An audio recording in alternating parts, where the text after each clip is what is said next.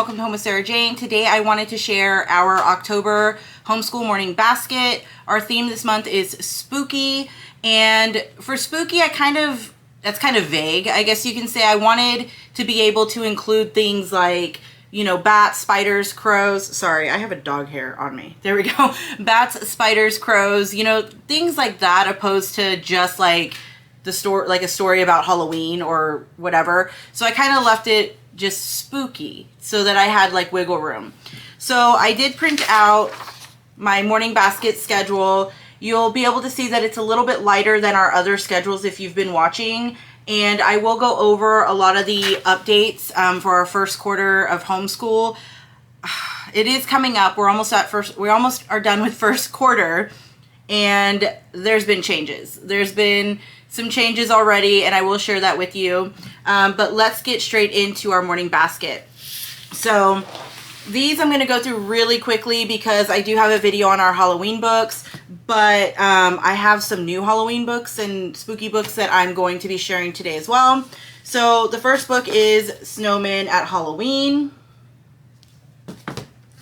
Stella Luna, The Teeny Tiny Ghost, The Witch Who Was Afraid of Witches, In a Dark, Dark Room, and Other Scary Stories, There Was an Old Lady Who Swallowed a Bat, Pete the Cat, Trick or Pete, Cinderella Skeleton, Please Try to Remember the 1st of October, and Room on a Broom.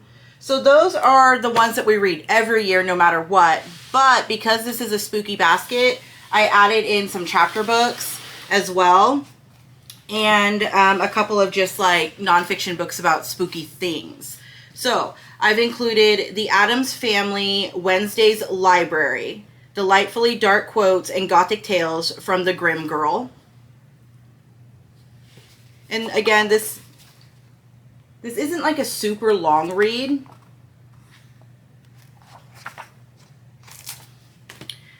And then we will also be reading The Witches.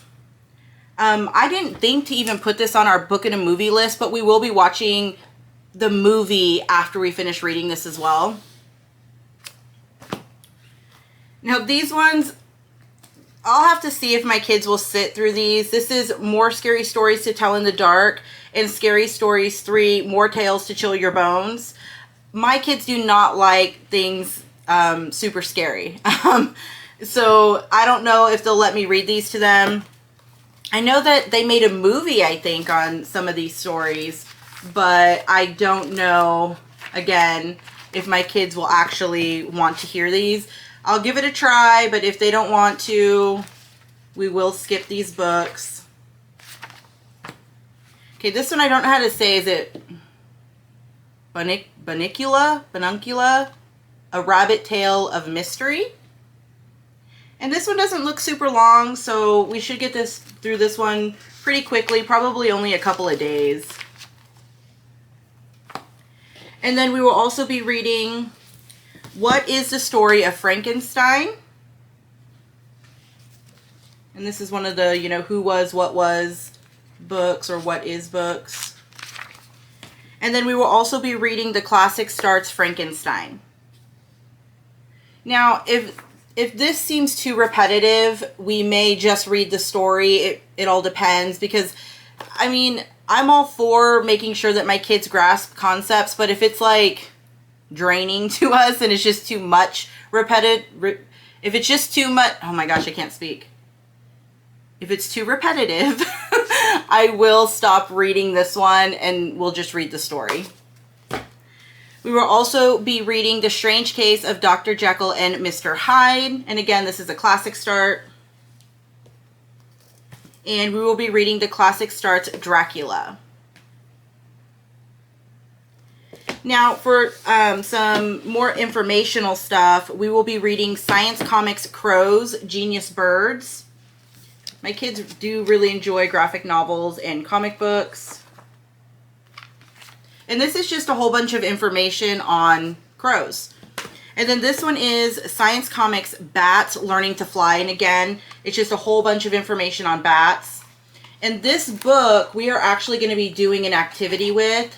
And I will show you that in just a moment when I get to our games and activities. We will be reading The Magic School Bus Going Batty, a book about bats. I love The Magic School Bus. But I still like the old one. Now, this is a new one for us this year. This is Spooky Animals of the World. I just thought that this one looked interesting. It's not a super long read. So if you look, you know, the words are really big. It shouldn't take too long to read. Ew, that's creepy looking. Look at that. Creepy. Ooh, what is that? I don't even know.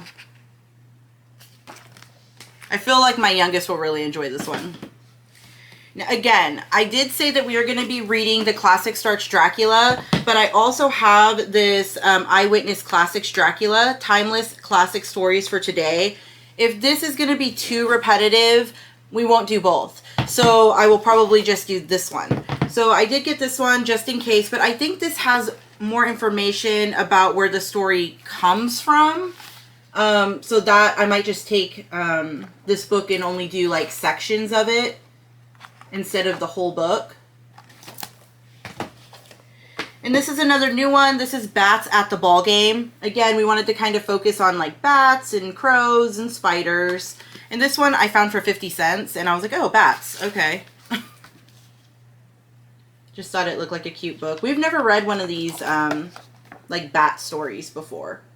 I know there's a few different books. Okay, so this one is called Spiders Photo Fact Collection. Fun fact, I used to work at a pet store years ago, and I used to have to help out with like tarantulas and snakes and stuff. So they don't really bother me, but I don't like the little jumpy spiders. So that's a no for me. But like these big guys, they don't bother me.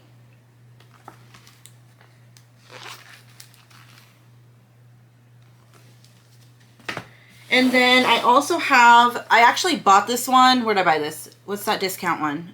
Book Outlet. I bought this on Book Outlet, and this is the Creepy Collection, and this is a DK set. There's 3 books in here. And one of them is Dr. Frankenstein's Human Body Book. These just look really interesting to me. Wait, yeah, I did that right.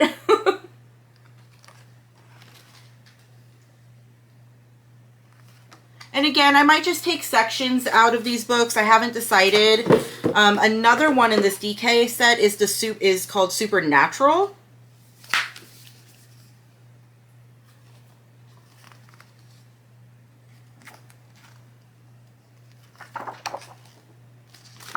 And then the last one in that set is the vampire book, The Legends, the Lore.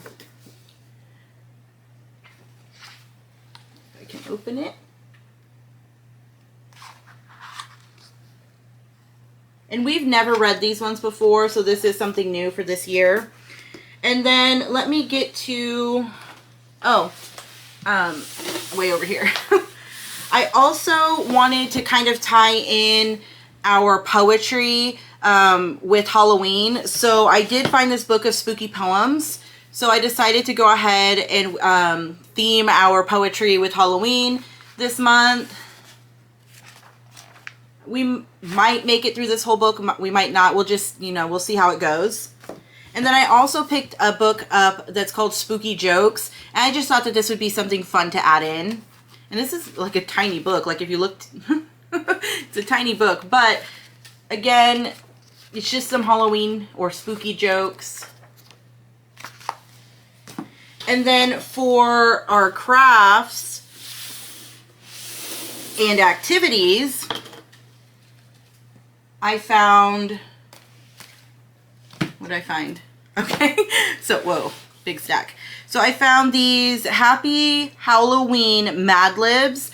I didn't realize that this book had 3 Mad Lib books in one. I could have gotten away with just buying one and having my kids share it, but I bought 2, not realizing how thick these were. So we might use one, which books does these have? Okay, so we might be using one of these next year as well, and we'll just share one. I haven't decided, but I did pick one up for each of my kids. It all depends on how fast they go through it. But this book has Monster Mash Mad Libs, Day of the Dead Mad Libs, and Trick or Treat Mad Libs. So yeah, there's 3 Mad Libs book in one. Like I said, I could have gotten away with just buying one of these and splitting it between my kids, but that's fine. I also found this one at the Dollar Tree. It's called Spooky Wordplay. I actually found this one before I found the original Mad Lib one. And I didn't feel like this was going to be enough. So I ended up buying more, but now I just have a lot. So, but these, my kids like to fill these in, and they're just great, you know, to have on hand. And then I did pick them up, these Happy Halloween Barbie dress-ups from the Dollar Tree. I did buy 2, but you could just decorate. You could, what is it called? Dress, I guess. You could dress with stickers, Barbie, and choose different costumes and stuff. So I thought that this would be fun for the girls to do while I'm doing read out loud or something. Another type of activity or craft we'll be doing is we'll be writing our own spooky stories. I bought these at Target a long time ago, probably like 3 years ago. And we used some of them, but I thought that we'll pull these blank books out. And again, they're just blank. And we can write our own spooky stories and draw pictures and stuff like that. So I just grabbed a few out of my cabinet, and we'll be making our own spooky stories. Again, my kids love to color, so coloring books from the Dollar Tree. And then we did, I did order a letter from Writings from the Wild, and I ordered the letter about the Orb Weaver spider. So I thought that this one would be super fun to read during October, and it comes with a card with some information about the spider on the back.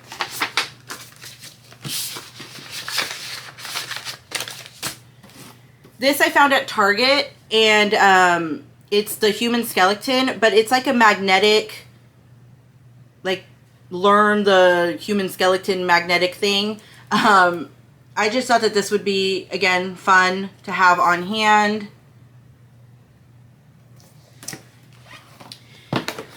Because, oh, what book was that? Is it Owl Babies?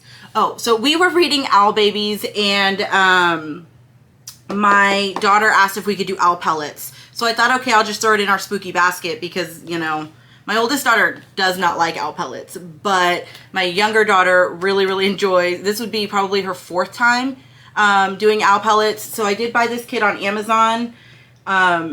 We've been happy with this kit. It's always had some good finds inside the owl pellets. But again, my oldest daughter really does not like it. So I don't really force her to do it, but my younger daughter will do those. And then I did, to go with our Bat comic book, I bought the Dissect It Bat Lab. This I also got on Amazon, where you could dissect a bat, and it has like the bones and organs inside. I can't remember if it was last year or the year before, but we did the frog one, and we were happy with that. So they're going to dissect a bat. Now for a game, I bought, what is it called? Bag of Bones. We've never played it before, but it's supposed to help you learn the different bones of the body. So I thought that this would be perfect to add in our spooky basket. Here's what it looks like on the back. Again, I've never played it before. I did purchase this on Amazon, and it just looked like a lot of fun. So I thought that maybe on our game days, like Fridays, we will pull this out and learn about different bones of the body. Okay, last 2 crafts, and then I'll go into the regular stuff for our morning basket. So I let my kids both pick a kiwi box specific for Halloween. So my oldest daughter picked, what is this? The Puking Pumpkin Science. So this one is for Bella, my 13-year-old. And it does come with everything that you need for this experiment. Oh, that's gonna fall. Okay, and then my youngest daughter, who is 10, Lydia, she picked the Motion Sensing Spider. And I thought this one looked like a lot of fun. You could put it above a door or something and give somebody a scare. Okay, so that's all of our spooky stuff. And then just for the rest of the month, we will be studying a little bit more in depth poetry and poems. My kids actually requested to study more about poems. My oldest daughter said that she was having issues writing out a haiku, so she wanted to, you know, study different styles and ways to write poetry. So we will be using writing poems. And again, we try to do one of these every month, and it's just a focus on a different style of writing. So you can see on the back, it has like essays, research papers, opinion papers, things like that. And they're really short. So it's like a good refresher for my older daughter, but good information for my younger daughter. And then with that, we will also be using a child's introduction to poetry. So again, this is for, I believe, a little bit younger kids, probably good for my youngest, but I'm going to include Bella, my 13-year-old, in this as well. It's just good information.